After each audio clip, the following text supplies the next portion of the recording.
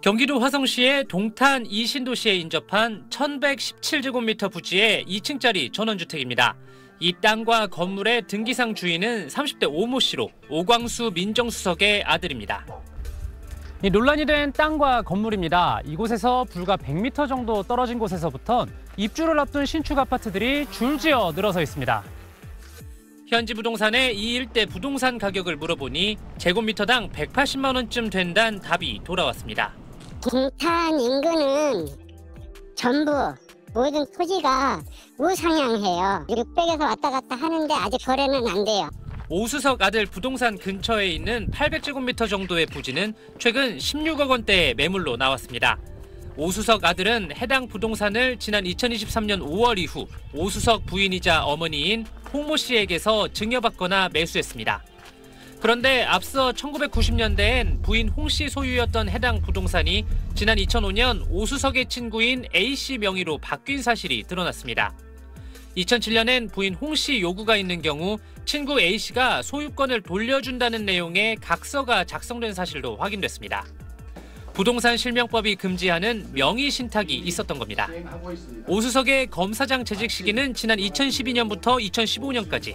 오수석은 공직자 재산 신고를 하면서 명의 신탁한 문제의 부동산을 전혀 신고하지 않았습니다. 이후 오수석이 검찰을 떠난 뒤인 2020년 부인은 친구를 상대로 소유권 이전 소송을 제기했고 부동산 일부를 돌려받았습니다. 오수석의 이런 행위는 7년의 공소시효가 지났다고 해도 문제가 있다는 지적이 제기됩니다. 강력하게 처벌을 하기 위해서 금융실명제와 유사하게 부동산 실명제를 당연히 재산 신고를 했어야 될 것으로 보이는데요. 오수석은 부끄럽고 죄송하다면서도 부정축제는 아니라고 해명했고 대통령실 관계자는 오수석에 대한 인사검증 과정에서 이런 사실을 확인했었는지 묻는 기자의 질문에 더 확인해보겠다고 답했습니다. SBS 민경호입니다. 자, 그럼 다음 이야기로 좀 넘어가 보겠습니다. 이 검찰 특수통 출신으로 여당 내 우려에도 불구하고 민정수석으로 발탁된 오광수 수석 얘기입니다. 자, 오광수 수석이 이번엔 부동산 차명관리 의혹 논란이 불거졌습니다. 자, 정호순 논설위원, 이 검증 과정이 부실했다는 지적까지 나오는데 어떻게 된 논란인가요? 일단 뭐 그 논란을 좀 간략히 설명드리면요. 2005년에 그 오광수 수석의 부인이 소유하고 있던 경기도 화성의 땅과 주택이 어떤 A 씨에게 소유권이 넘어갑니다. 네. 근데 이 A 씨는 그 오광수 수석과 대학 동기 동창이고요.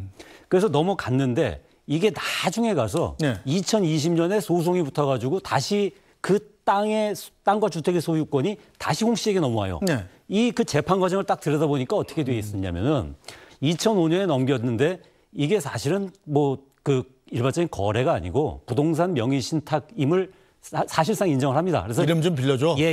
2007년에 이제 각서를 써가지고 돌려달라 그러면 언제든지 소유권을 다시 이제 나한테 돌려줘. 라는 각서를 썼다고 이제 주장을 하고 그렇게 해서 승소를 해서 다시 소유권을 가져와요.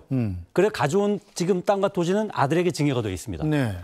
근데 이 과정에서 사실은 그 당시 이제 오광수 수석이 검사 아니었습니까? 그러니까 검사 상태에서 그 이 부동산 명의를 신탁한 거는 사실 부동산 실명법에 어긋나는. 검사장이 되면 재산 등록을 해야 되니까. 그건 부동산 실명법의 이제 위법이고요. 네. 그 이후에 2012년부터 15년까지는 이제 검사장이 됐는데 검사장은 이제 고위공직자 재산 등록 대상이거든요. 네.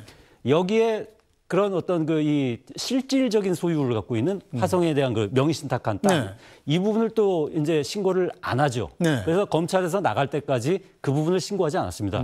이 부분은 이제 공직자윤리법 위반 소지가 있는 거죠.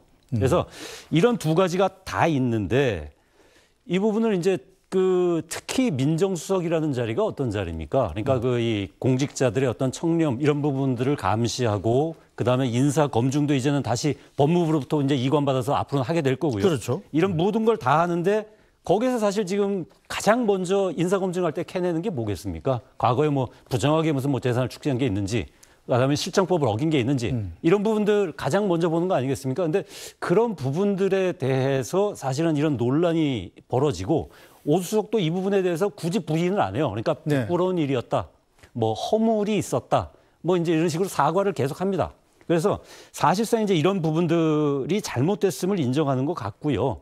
그리고 이런 인정한 상태의 민정수석이 과연 앞으로 이제 이런 일들을 맡을 때 어떤 반응이 있을까? 이 부분에 대한 좀 대통령실의 고민이 있을 것 같아요. 네, 자 복교양 의원께서 지금 여당 의원이 되셔가지고 방어를 해야 될 입장이 됐습니다. 자리도 여당 자리로 바꾸셨는데, 저 어떻게 오광수 수석 괜찮은 거예요? 민정수석 계속 하셔도? 참 어려운 질문이십니다. 네. 우리가 어떤 사람은 그래요. 옹호해 주는 사람들은 아니 우리가 도덕군자 뽑는 게 아니고 일 잘하는 사람 뽑는 거니까 네. 다 일을 하다 보면 누구든지 다 작은 허물쯤은 있는 건데 그런 허물 하나하나를 다 가지고 실제 능력 있는 사람들이 일을 못하게 하면 어떡합니까?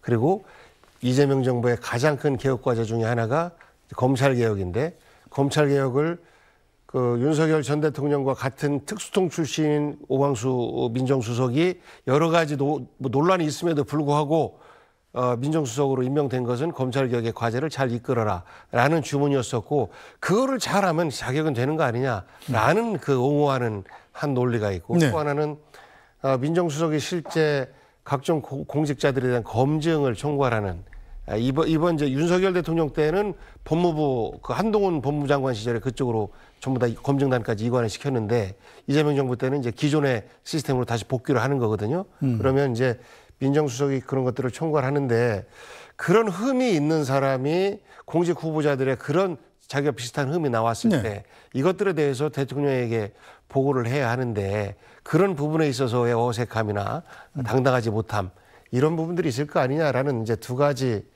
문제가 서로 이렇게 공존을 하고 있습니다만 그러니까 이런 경우에는 사실 가장 분명한 사실이 그렇습니다.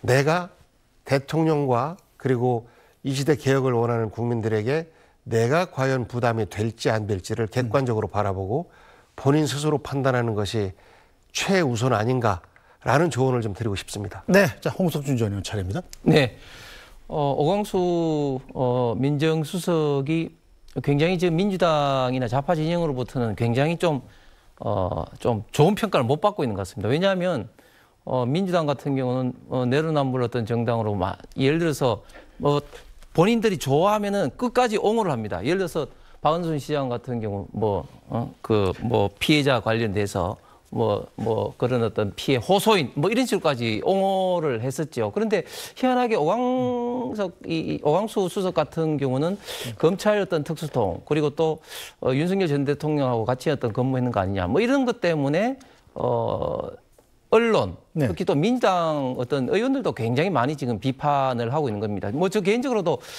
저 문제가 다른 사람도 아니고 이런 어떤 사항들을 심사를 해야 되는 민정수석이라면 좀 더 이제 문제가 좀 심각해질 수가 있다. 이렇게 생각은 하는데 어쨌든 우리 예를 들면 우파 보수 진영보다는 지금 민주당 내에서부터 이렇게 굉장히 더 많은 비판을 받고 있는 것 같습니다. 네, 자 정승훈 논술위원. 대통령실이 지금 인사 검증 당시에 이런 사실을 인지하지 못했던 걸로 알려지고 있죠. 그렇다면 부실 검증 논란이 좀 나올 수 있지 않습니까? 그러니까 약간 좀 엇갈려요. 그러니까 지금 그 대통령실 관계자 얘기는 언론을 통해 접했다. 이 논란을 언론을 통해 접했다라고 하면서 그 본인 입장을 밝힌 것으로 가름하고자 한다. 그러니까 한 발 좀 빼는 듯한 입장을 취하고 있어요. 근데 또 노컷뉴스가 단독으로 보도한 부분에서는 또 대통령실 고위 관계자가 그렇게 얘기를 했다고 해요. 본인이 잘못했다고 이제 얘기를 했는데 이거 인사 검증 과정에서 다 이야기가 있었던 얘기다. 그래서 이게 알았다 몰랐다가 사실은 좀 불분명합니다. 이런 상태인데 지금 하나는 분명한 것 같아요.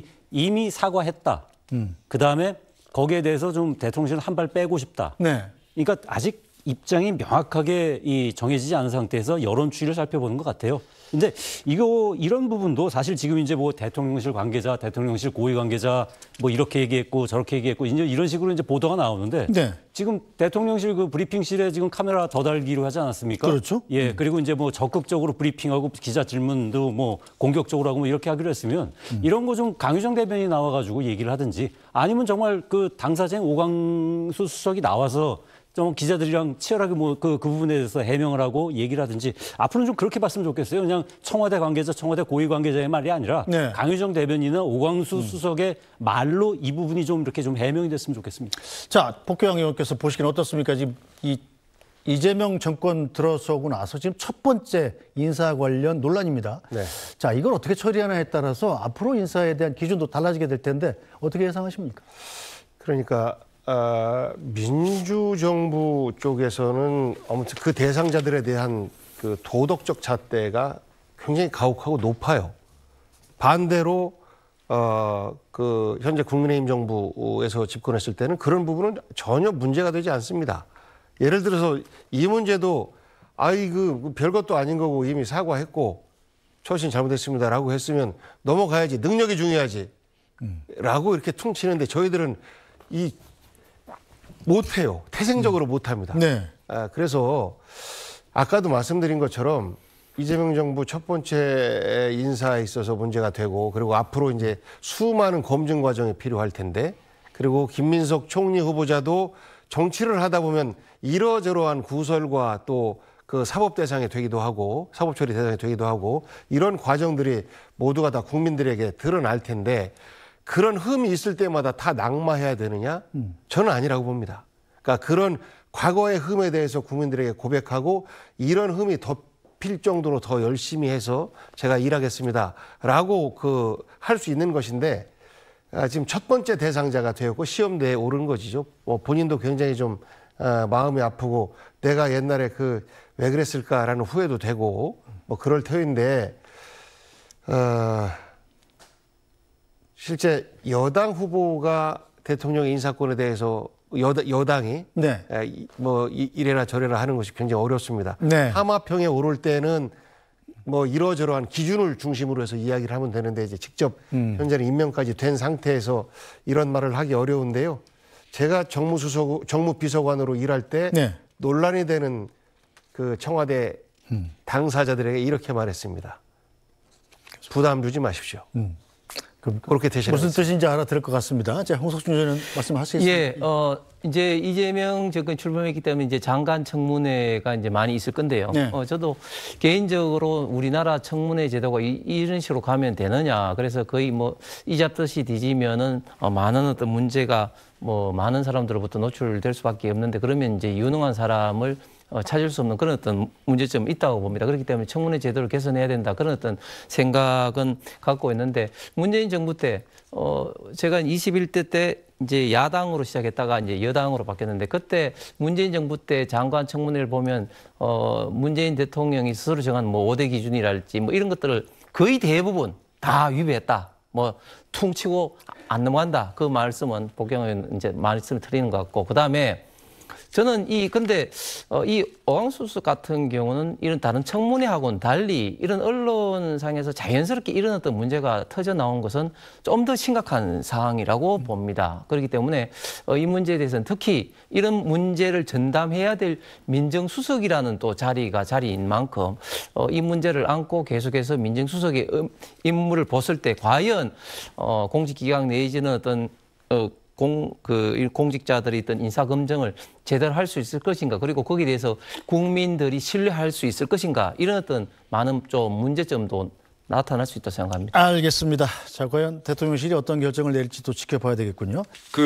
일단 장관들 인사는 좀 늦어지는데 수석비서관들 인사는 단행을 했잖아요. 그런데 민정수석, 오광수 민정수석 조국혁신당의 반대에도 불구하고 특수통 검사 출신을 민정수석에 임명하면 검찰개혁 물 건너갈 수 있다는 조국혁신당의 우려와 반대에도 불구하고 임명을 했는데 과거 어떤 재산과 관련한 판결문도 공개가 되면서 지금 상당히 논란이 되고 있는 것 같은데. 내용을 간단히 요약하면 그렇습니다. 2005년에 그러니까 오광수 수석의 부인 명의로 됐던 경기도 화성의 토지와 주택이 누군가에게 이제 소유권이 이전이 됩니다. 전모 씨라고 하던데요. 그 분은 오광수 수석과 아주 절친한 사이, 대학 동기동창이라고 하고요. 그 이후에 2020년에 재판이 벌어져서 다시 소유권이 그 전모 씨로부터 이 오광수 수석의 부인으로 갑니다. 그래서 그때 왜 그게 다시 왔느냐를 봤더니 2005년에 이제 이전된 이후에 2007년에 각서를 썼다는 거예요. 돌려달라 그럴 때 돌려준다.